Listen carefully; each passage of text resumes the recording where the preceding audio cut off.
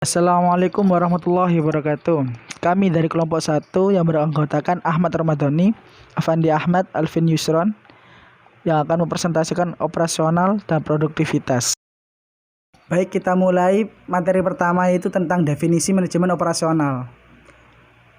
Manajemen operasional itu dapat diartikan sebagai rangkaian kegiatan atau aktivitas yang menciptakan nilai produk, baik barang maupun jasa, yang melalui proses transformasi input menjadi output.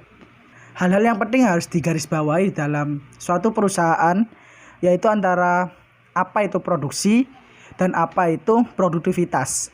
Dalam manajemen operasi, perlu kita garisbawahi bahwa pabrikasi sebuah pabrik akan menciptakan barang yang lebih mengarah pada produksi.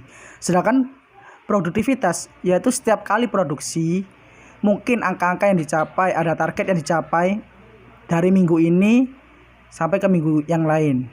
Semisal minggu ini tingkat produktivitasnya itu 50 dan minggu yang akan datang menjadi 100. Jadi ada peningkatan. Itu yang dimaksud dengan produktivitas. Menurut Harjanto, produktivitas yaitu merupakan suatu ukuran yang menyatakan bagaimana baiknya sumber daya diatur dan dimanfaatkan untuk mencapai hasil yang optimal. Oke, selanjutnya ini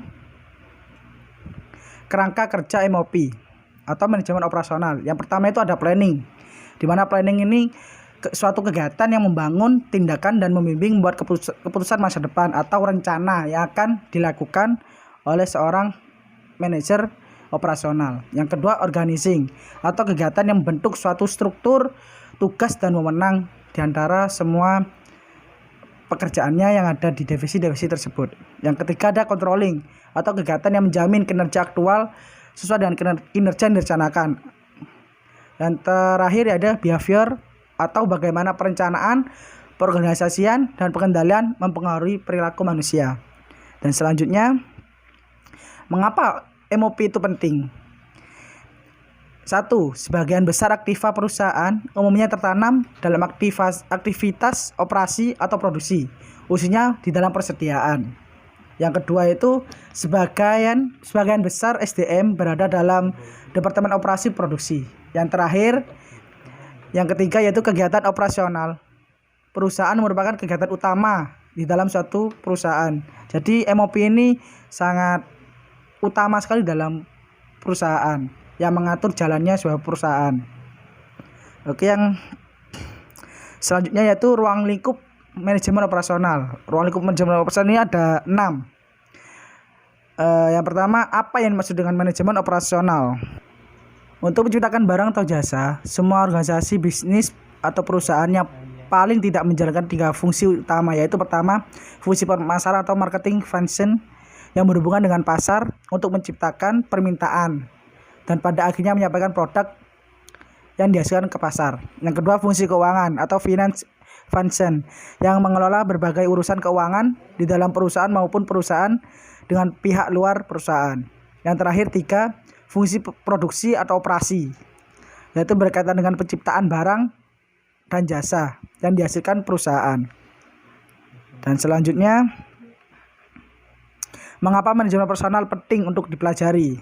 Nah, untuk dipelajari sangat penting karena merupakan bagian yang paling mahal dalam organisasi, sehingga ada berbagai hal yang bisa dikemukakan dan menjadikan alasan pentingnya mempelajari MO diantaranya, yaitu yang pertama, manajemen operasional merupakan salah satu fungsi utama yang harus tidak ada di dalam semua jenis organisasi, sehingga apabila akan mengelola organisasi, mau tidak mau harus mempelajari konsep manajemen operasional. Yang kedua, dengan mempelajari manajemen operasional, kita dapat mengetahui seluk-beluknya dan berbagai hal yang berkaitan dengan cara memproduksi barang maupun jasa. Yang ketiga, dengan mempelajari MO, kita dapat memahami dan mengerti dengan benar apa yang harusnya dilakukan oleh manajer operasional. Yang terakhir, penting sekali untuk dipelajari. Hal ini dapat diartikan efektivitas dan efisiensi manajemen operasional akan berdampak besar bagi perusahaan. Yang selanjutnya, apa saja yang dilakukan manajer operasional dalam lingkup tanggung jawabnya? yaitu tugas atau aktivitas serta tanggung jawab seorang manajer operasional, yaitu ada 10 keputusan utama. Yang pertama, desain barang dan jasa. Jadi bagaimana bentuk desain barang atau jasa yang akan dioperasi atau yang dibuat atau yang diproduksi. Yang kedua, manajemen kualitas yang akan diproduksi itu seperti apa, dengan kompetitor itu seperti apa gitu, perbedaan dari segi kualitas barang yang kita produksi dengan barang yang diproduksi dengan kompetitor kita. Yang ketiga, desain proses dan kapasitas. Yang keempat, strategi lokasi. Jadi di mana kita akan membuat barang atau jasa tersebut. Yang kelima, strategi layout. Yang keenam, sumber daya manusia dan desain pekerjaan. Berapa sumber daya manusia yang dibutuhkan dan bagaimana sistem desain pekerjaannya gitu. Yang ketujuh, manajemen rantai pasokan atau supply chain management. Yang ke-8, manajemen persediaan. Yang ke-9, penjadwalan. Yang terakhir 10, pemeliharaan. Selanjutnya, apa saja bidang kegiatan yang masih memerlukan keahlian manajemen operasional? Contoh yang berkecimpung mengenai manajemen operasional yaitu antara lain seperti manajer pabrik, direktur pembelian, manajer mutu, konsultan perbaikan proses, dan yang terakhir manajer dan perencanaan rantai pasokan supply. Itu contoh-contoh yang berkecimpung mengenai manajemen operasional. Dan yang kelima yaitu sejarah lahirnya konsep manajemen operasional. Lahirnya konsep manajemen operasional ini peningkatan dalam proses dan disiplin ilmu manajemen operasional ini adanya penemuan baru dari pemikir-pemikir para ahli. Yaitu contoh banyak dari para ahli seperti Eli Whitney dan Frederick W. Taylor. Salah satunya yaitu Eli Whitney menjelaskan tentang konsep manajemen operasional, yaitu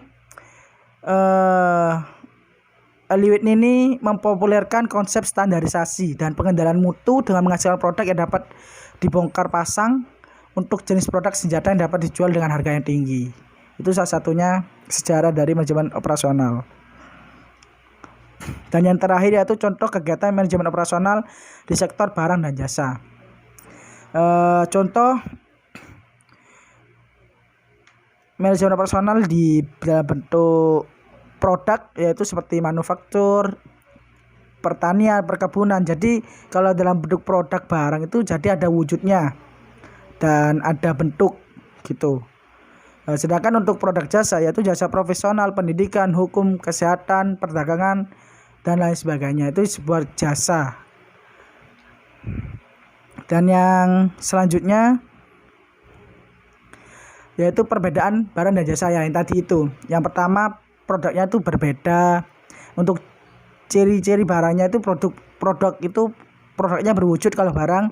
Produknya bisa dijual belikan. Produk bisa disimpan. Produk terpisah dengan konsumsi. Aspek mutu, produk bisa diangkut, fasilitas penting untuk biaya, dan lain sebagainya. Sedangkan untuk ciri yang jasa yaitu produknya yang pertama tidak berwujud. Jasa sulit dijual kembali. Banyak jasa tidak disimpan, produksi dan konsumsi bisa secara simultan. Banyak aspek mutu sulit diukur. Selanjutnya penjualan menjadi bagian dari jasa dan ada juga sulit untuk melakukan otomatisasi dan lain sebagainya. Oke, sekian presentasi dari kelompok kami, kelompok 1. Kurang lebihnya mohon maaf. Mungkin ada kurangnya, mohon dimaafkan. Ada kritik saran kami terima. Terima kasih. Wassalamualaikum warahmatullahi wabarakatuh.